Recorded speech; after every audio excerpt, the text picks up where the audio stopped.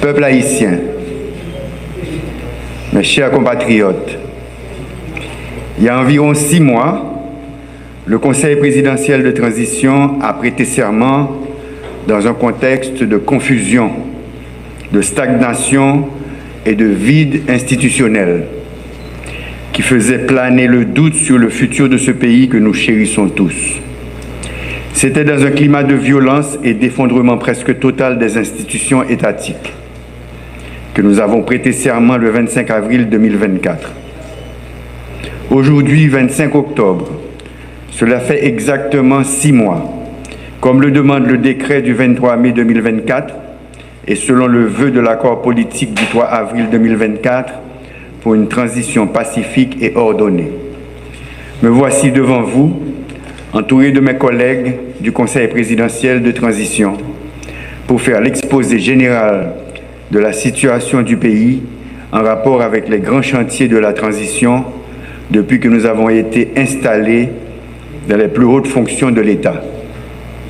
C'est une opportunité de nous acquitter d'un grand devoir, celui de la reddition de comptes envers la nation. Nous sommes pleinement conscients que le choix qui a été fait de nous, par suite d'un large consensus entre les forces politiques, sociales et économiques du pays, nous a investi de la grande responsabilité de faire aboutir le rêve de tout un peuple qui attend impatiemment le moment de recommencer à vivre dans un pays sécurisé, souverain, respecté à l'extérieur et en paix avec ses voisins.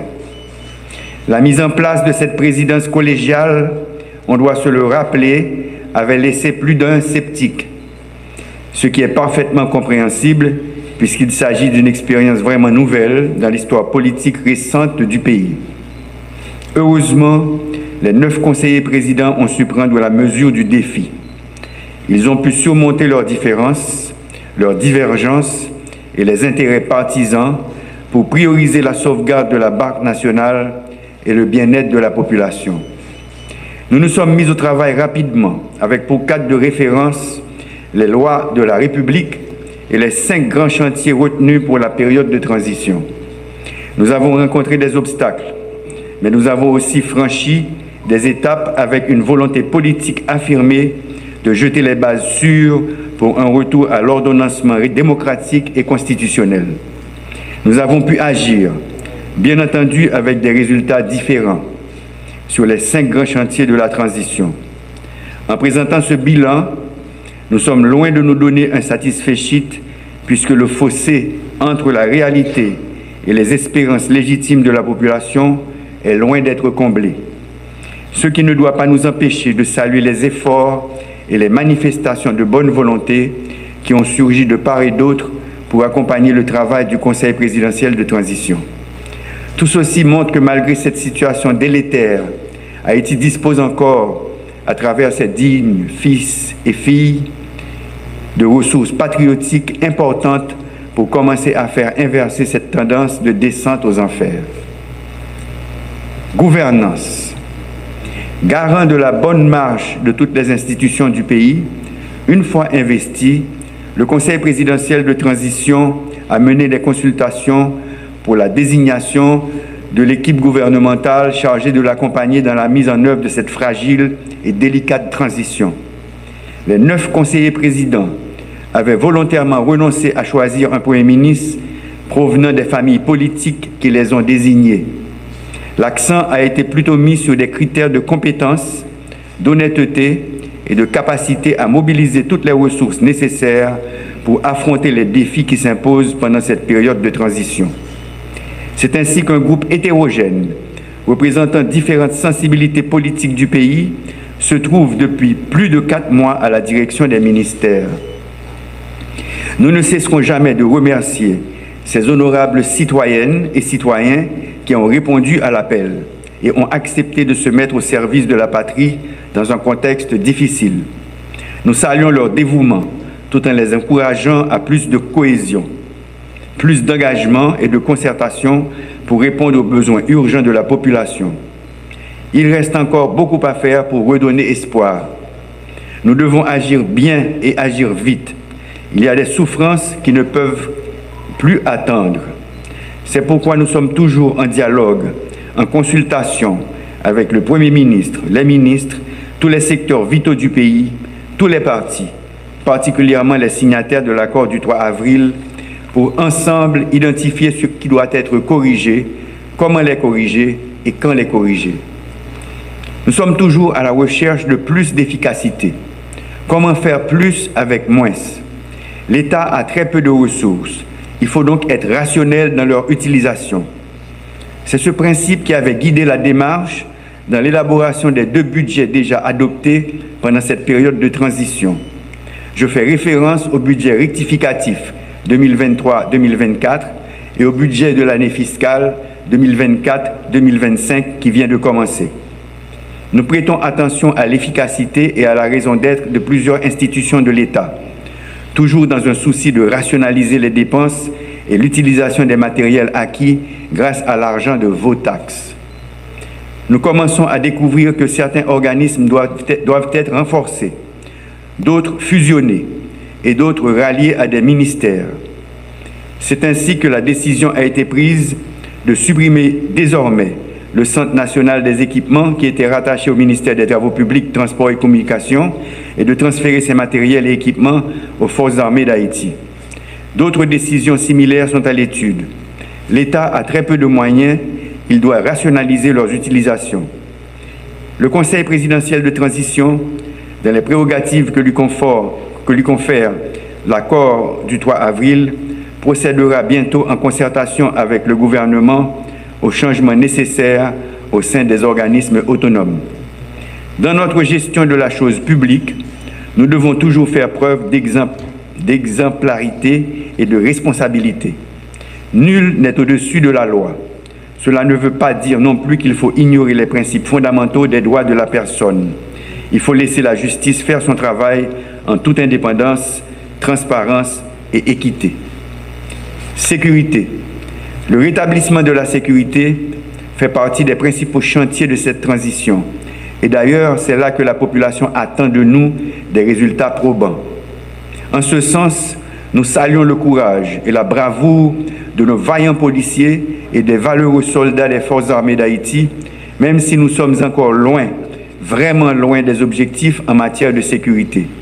Ils ont fait de leur mieux pour traquer ceux qui terrorisent des populations innocentes dans divers points du territoire. C'est ainsi que plusieurs bandits ont été arrêtés et d'autres neutralisés. Bien entendu, cela n'a pas été et ne doit pas être notre objectif. Un pays ne prend jamais plaisir à verser le sang de ses fils. Cependant, l'État ne peut pas et ne doit pas abandonner la population à la cruauté et à la violence d'un groupe qui la terrorise avec des objectifs jusqu'ici inavoués.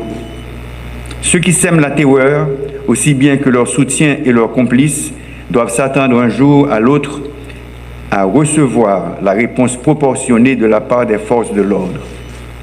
Nous continuons à avancer sous terrorisme, sous décision qui prennent dans l'État. Dans le moment où nous parlons, nous ne sommes pas satisfaits. La police doit avoir un bon résultat. Il faut que nous suspendons courir qui était caillou. C'est pour citoyennes et citoyens tourner circuler dans le pays sans problème. Pour nous arriver dans le résultat nous besoin, il faut que personne dans l'État pas chercher politiser force police là. Comme police là doit travailler en principe avec professionnalisme. Nous travaillons pour force là de renforcer plus. C'est comme ça que je informé le pays. Moi, je fais que soit écrit secrétaire général des Nations Unies pour demander au Conseil de sécurité à changer mission appui à la sécurité. La mission maintient la paix. C'est une façon pour force l'audio qui joindre plus bon support pour côté amis nous dans la communauté internationale. État d'urgence qui était déclaré jour qui était 8 mai, il est toujours qu'un B. Si la situation a demandé pour les renforcer, nous ne pouvons pas hésiter à faire ça. Nous travaillons tout pour mettre camper le Conseil national de sécurité Jean Accord 3 avril l'a demandé ça. Pour ça qui concerne l'armée d'Haïti, c'est un gros pilier dans le système de sécurité pays. Soldats l'armée, coup de main dans quoi paix sécurité qui aujourd'hui c'est plus gros malheur pays. Mais l'armée a besoin pour le grandir toujours. Comme ça, le conseil présidentiel là, tu arrivé mettre un autre général dans tête l'armée. Nous avons tout profité faire un passé dans l'état-major. Pour renforcer plus. Objectif là, c'est pendant la période de transition, permettre un total de 2500 jeunes, filles et jeunes garçons, viennent ajouter sous effectif la ça. Ça m'a demandé pour nous faire dépenses dans l'infrastructure tant que caserne, tant que centre de formation. Pendant tout ça, le Conseil présidentiel travaille sur toute nécessité qui vient là. Mais tout, il faut que les gens qui sont dans la mer connaissent, ils ne peuvent pas tourner faire erreur de temps en temps. La MES, c'est une institution qui est là pour défense territoire. C'est une grosse honte pour tout corps. Il y a une grosse déception pour le pays qui a espoir dans le ça. Les politiciens veulent faire le tourner, ils ont des âmes pour satisfaire l'ambition par eux. Justice. Compatriotes, pendant le mois qui sont passés là, le Conseil présidentiel travaille en pile sur le dossier pouvoir judiciaire. Le pays nous rêve à pas faire sans une justice jam. Si nous voulons qu'il y ait violence, il faut que la justice la renforce. Il faut que le tribunal fonctionne. Il faut que le juge fasse travailler avec conscience. Sans passe pour qui. Le Conseil présidentiel, là, depuis qu'il est installé, il prend une décision pour que la justice l'arrêter indépendant. Pendant le mois qui sont passés là, pas de juge ni officier judiciaire qui a dit qu'il recevoir pression et menace de côté pouvoir. Nous voulons pour ça continuer, nous avons en pile pour ça. Avec recommandation du Conseil pouvoir judiciaire, le Conseil présidentiel a pris une commission pour 84 magistrats pour divers tribunaux dans le pays. Gagner, c'est mandat qui renouvelé. L'autre, c'est promotion qui rejoignent. Il faut que moi dise nous, ça fait après vérification, après vetting. Tous ces juges qui étaient dans le passé, sans problème, étape certification. Nous félicitons pendant que nous demandons qu'un dignité caractère, continuer le travail sans faire passe pour qui. Justice là doit être indépendant. Mais tout, il faut que tout citoyen qui a besoin de justice là, qui a une justice sans casser tête. Ça veut dire l'accès à la justice là, c'est un droit grandette majeur, tout le monde gagne. Il n'est pas possible pour nous passer en pile l'année dans la prison sans qu'il pas de chance de passer devant un juge. Il n'est pas possible pour un monde obligé de quitter la zone là, dépenser en pile l'argent juste pour arriver côté un juge. C'est pour ça que le Conseil présidentiel de transition a pris une grosse décision d'ouvrir 5 nouveaux tribunaux dans l'arrondissement qui n'a pas de gagner. Je vais citer le tribunal première instance dans l'Imbé, tribunal première instance dans Ville-Wanament, tribunal première instance dans Jean Rabel, tribunal première instance dans Beladé. Citoyens sous île Lagonave, pas besoin de Jean Bélamer pour venir régler les affaires de justice. Ville en Sagalais, il y a un tribunal première instance pas tout.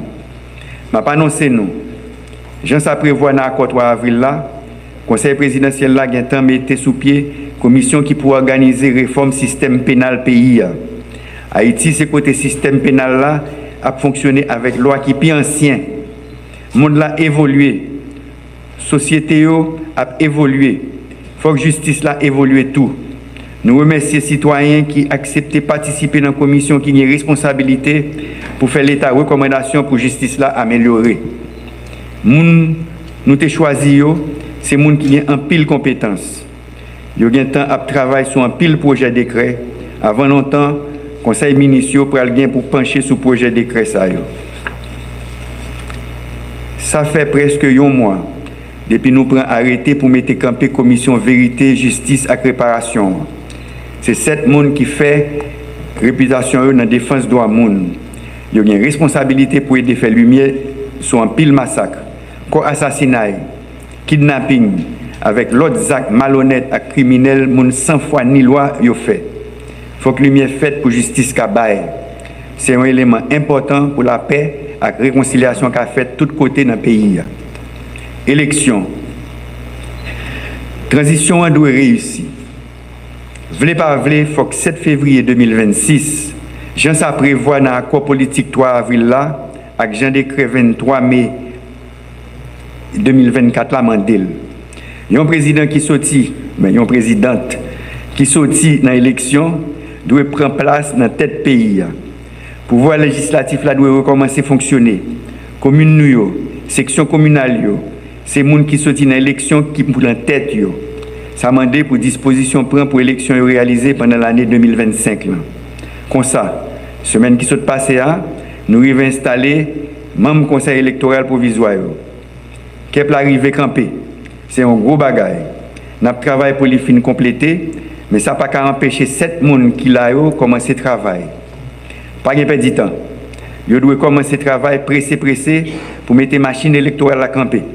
Le gouvernement travaille pour qu'elle arrive à jouer un moyen pour lui fonctionner. Nous avons souhaité que dans un temps qui pas en pile, qu'elle a envoyé par le Conseil ministériel un projet de décret électoral. Dans le Conseil présidentiel de transition, nous avons travaillé tout pour lancer la conférence nationale là, pendant le comité pilotage là, avancé avec la réforme de la Constitution. Transparence. Pendant que nous avons concentré sur mettre qu'elle la campé, nous avons avancé avec quelques autres institutions qui prévoient dans le décret 23 mai à l'accord 3 avril. Là. Ça va prendre un pile de temps pour mettre campé organes qui pour contrôler l'action gouvernement, que relais au CAG. Nous avons une démarche pour choisir les gens qui pour entrer dans l'institution ça, qui a une importance li dans le GFO n'a fait pour l'État central là travaille chaque jour plus dans la transparence. Cause de transparence là, c'est une priorité pour le Conseil présidentiel de transition. Il y a une institution qui a une grosse responsabilité pour contrôler comment l'argent de l'État a dépensé, c'est la Cour des comptes. Mandat, même la Cour des comptes, est arrivé dans le bout depuis avant le Conseil présidentiel là installé pendant que pas de moyens pour nommer l'autre membre. Quitter poste ça vide, capable de coûter pays en pile.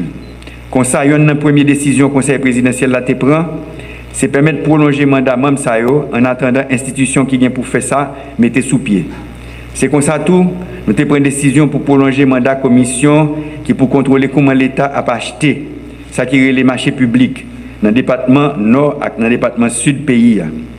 Nous avons profité de demander toute institution qui pour combattre la corruption, pour faire public la ouais clair dans la façon l'État a pris des décisions, dans la façon l'argent l'État a dépensé.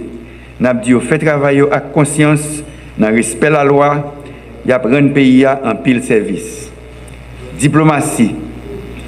Dans le jour ça, c'est avec quel serré chaque jour, nous avons regardé comment l'autre pays a voyé ce avec frère nous tourné. Gagnant c'est dans l'avion. Gagnant c'est dans le bateau. En pile, c'est sous frontière.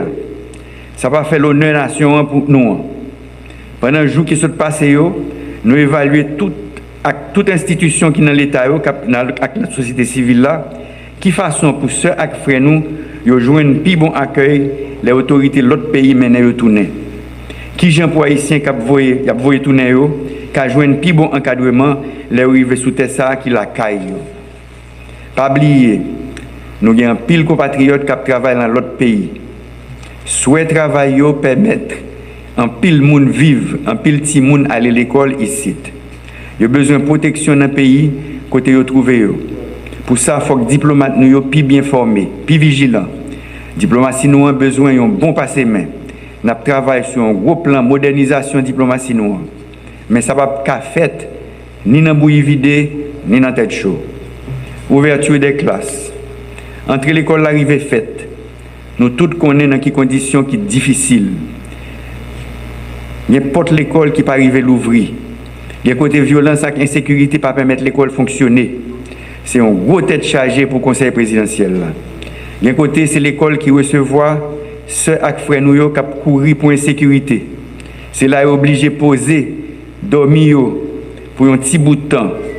C'est une tristesse. Là nous regarder famille pile sous pile dans l'école. Ça pas belle même. Problème insécurité doit résoudre pour permettre de retourner la caillou dans le quartier, dans la ville. En attendant, nous devons traiter avec dignité et avec respect. Nous demandons au gouvernement de travailler sur un plan pour mettre toute famille, toutes ceux qui frères nous, de côté, qui senti que la vie est meilleure pour eux. Nous saluons les parents et les familles qui font gros sacrifices pour permettre aux gens de joindre plein l'instruction.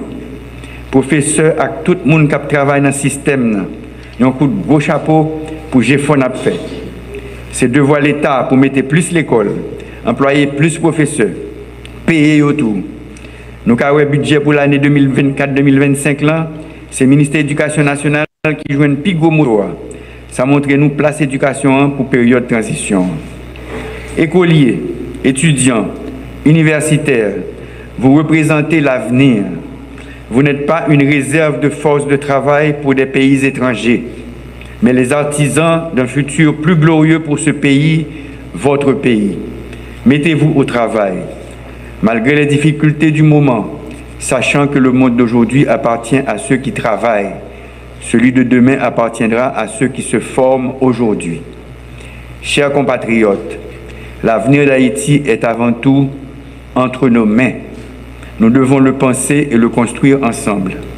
J'espère que la conscience citoyenne aidera les uns et les autres à réaliser que nous avons perdu déjà trop d'opportunités et nous avons trop d'échéances à rattraper.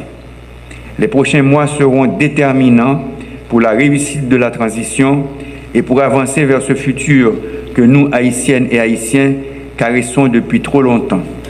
Cela va demander plus d'efforts, plus d'abnégation pour consolider nos institutions. La force d'une nation vient de la capacité de ses dirigeants et de ses élites à identifier l'intérêt commun pour dessiner l'avenir pour période de transition. Écoliers, étudiants, universitaires, vous représentez l'avenir.